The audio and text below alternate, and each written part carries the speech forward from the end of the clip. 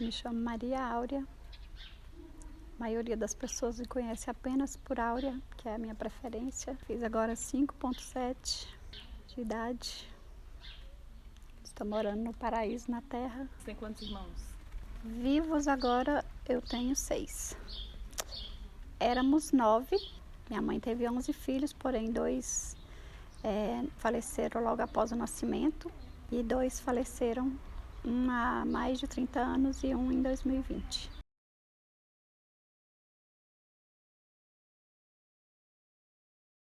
Eu acho que agora, porque eu tive uma infância difícil, batalhei muito para poder realizar os sonhos, tive um período muito complicado, onde eu tive depressão profunda e agora, depois que eu aposentei, acho que eu estou podendo usufruir com maturidade e sabendo exatamente o que eu quero e que as coisas que eu acho que são importantes, que eu valorizo e que me fazem bem. Qual foi a maior dificuldade da minha vida? Bem, eu tive algumas, mas a mais complicada, mais difícil é quando eu tive depressão e que eu vivia num relacionamento extremamente abusivo e que não sabia como agir para poder sair.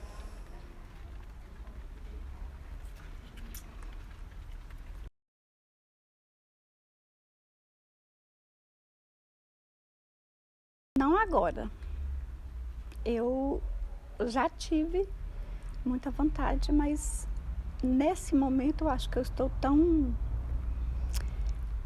bem comigo mesmo, tão equilibrada, tão feliz, podendo desfrutar de coisas que eu nunca me permiti desfrutar antes, que eu acho que nesse momento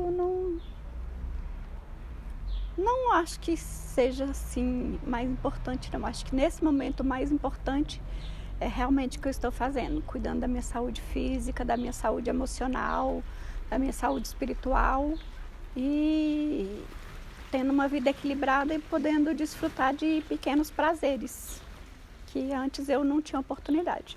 E acho que se eu entrar num relacionamento agora, eu vou ter que dedicar tempo de investir, né? Porque um relacionamento, para ele ser bom, precisa de investimento de ambas as partes. E acho que eu não estou disposta a fazer isso agora, não. Uma foto aqui. Você se reconhece nessa foto? Sim. O que você falaria para a Áurea dessa foto? Quantos anos você tinha aí? Eu tinha uns entre 13 e 14 anos. Uma pré-adolescente sonhadora.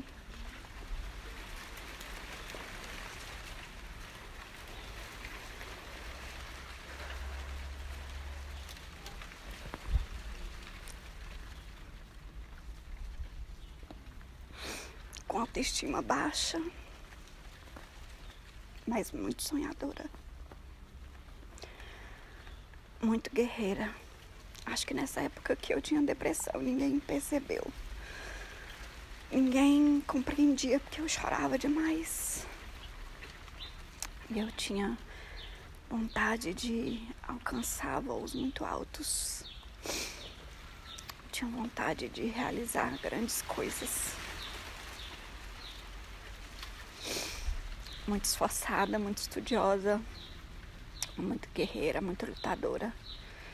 Eu diria para ela que valeu a pena. Valeu a pena. Valeu a pena mesmo.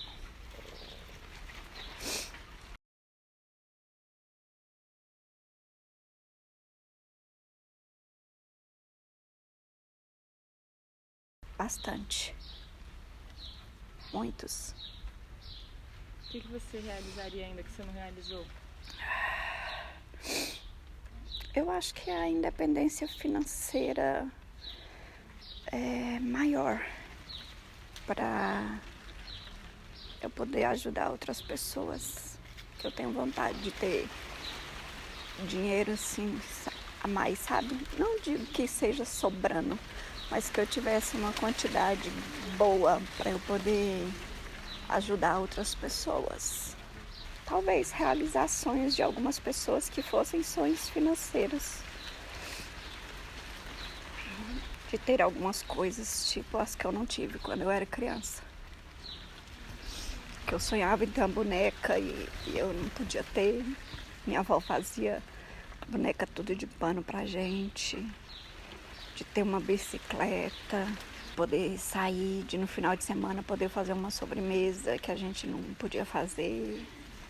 De talvez dar isso para outras pessoas que eu vejo que hoje vivem assim situações parecidas com as que eu vivi.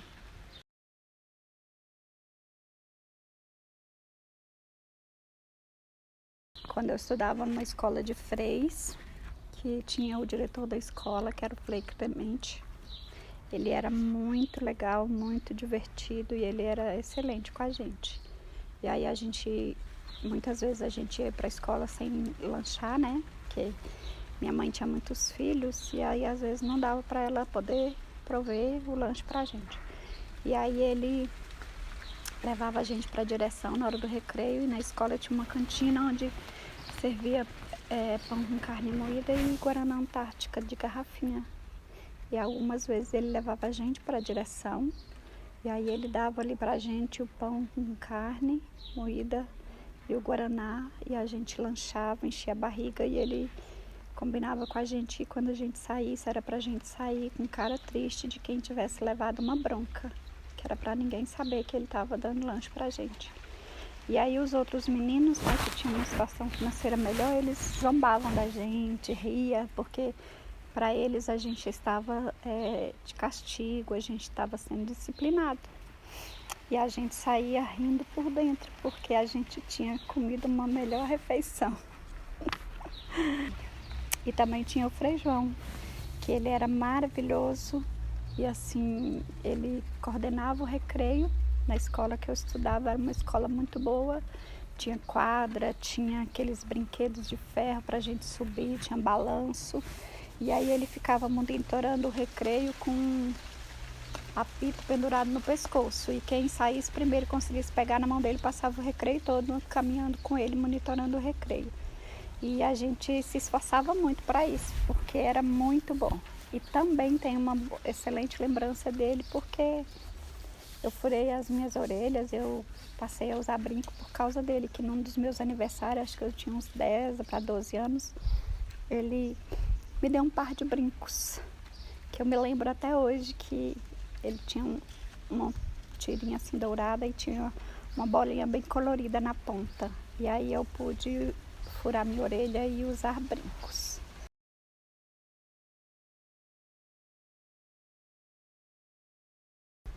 Meu primeiro emprego foi aos 9 anos. Eu era babá de uma menina que ela devia ter uns 5, 6 anos.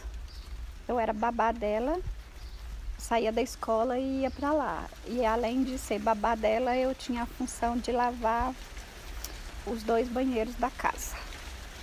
Aí eu saía da escola, ficava lá e depois ia para casa anoitecendo. E essa patroa, ela era muito ruim, muito brava, ela negava comida pra gente.